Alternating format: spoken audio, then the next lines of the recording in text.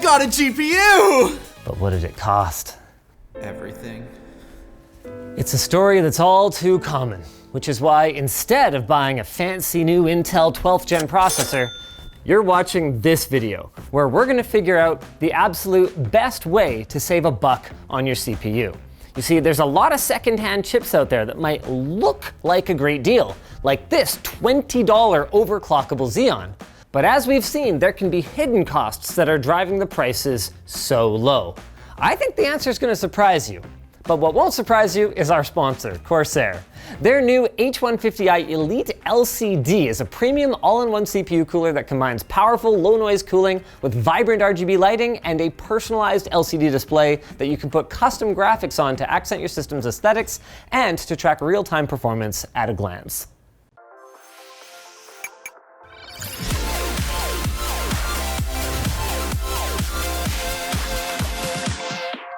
To best reveal our CPU bottlenecks, we're going to be using a current gen GPU for our benchmarks, the RTX 3060 Ti.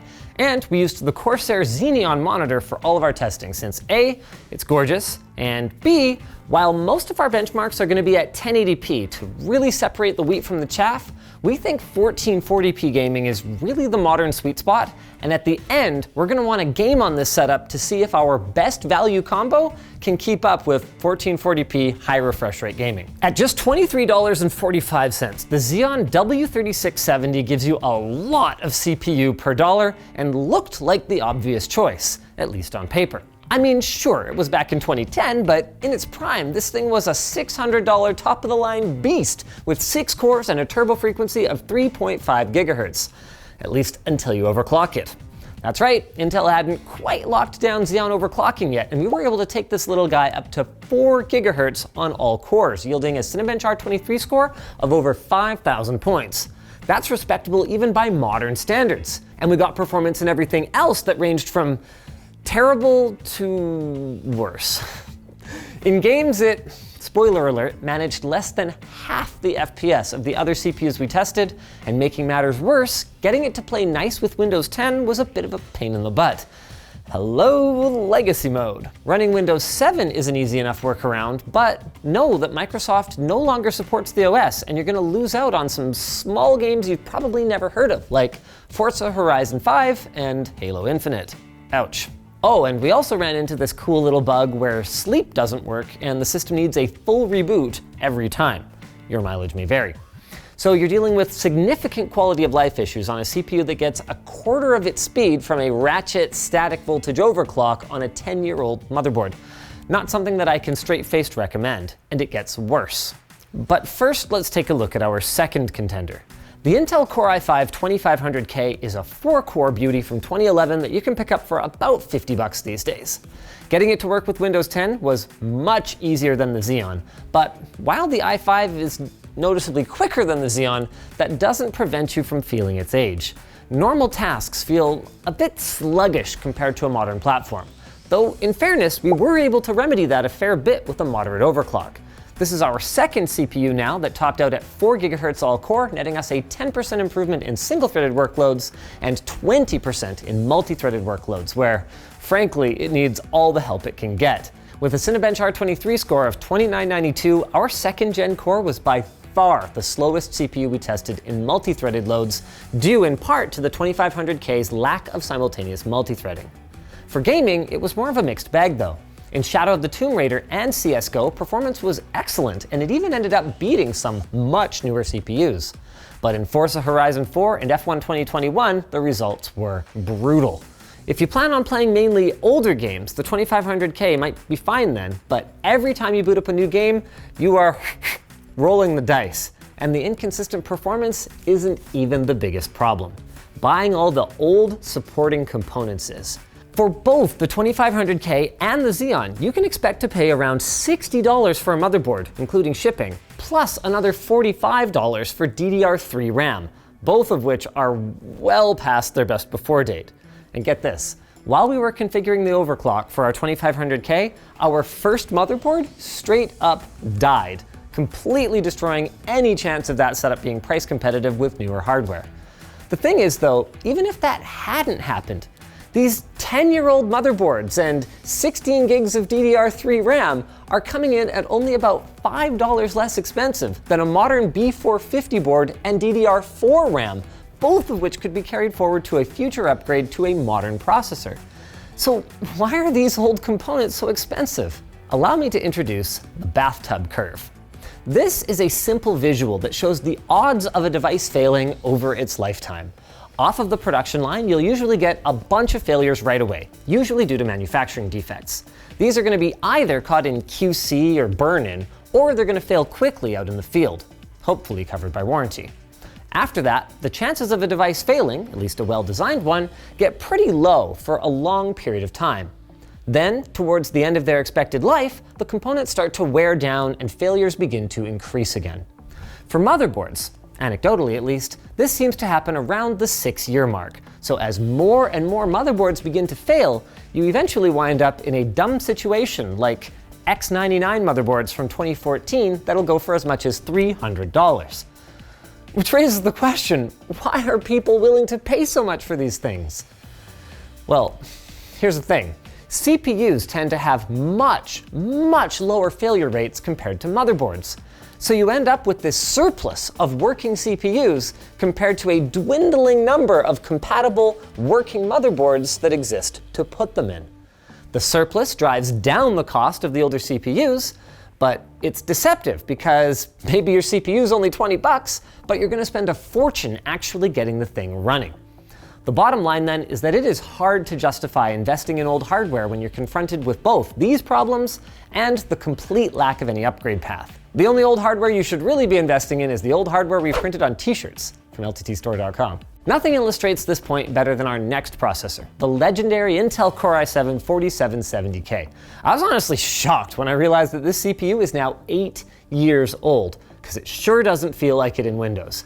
I mean, if you wanted Windows to feel any snappier, you would need a brand spanking new machine with a fast NVMe SSD. And in gaming, Mr. Haswell here was the fastest CPU we tested across the board.